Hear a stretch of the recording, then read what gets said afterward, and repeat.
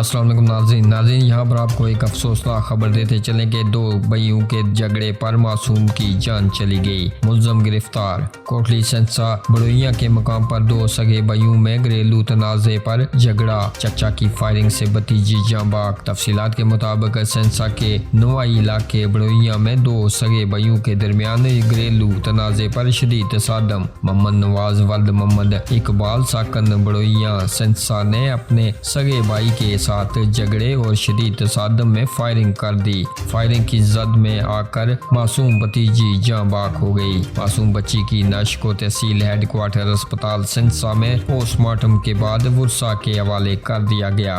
वकुआ की इतला मिलते ही थाना पुलिस सेंसा के SHO चौधरी नवीद हमरा नफरी मौका वारदात पर पहुंचे और बरवकत कार्रवाई करते हुए मुलज़म मोहम्मद नवाज को गिरफ्तार कर लिया। मासूम बच्ची के जान बाग होने पर इलाके की फिजा सोगवार हर आंख नम। मुलज़म को इबरतनाक सजा देने का अवामी मुतालबा ताकि आइंदा ऐसे वाक़यात न हों। नाज़रीन, आप अपनी राय का इजहार कीजिएगा कमेंट बॉक्स में और मरने वाली इस मासूम बच्ची के लिए दुआए माफ़रत कीजिएगा और हमें दीजिएगा इजाज़त अगली वीडियो तक के लिए। अल्लाह हाफ़िज़।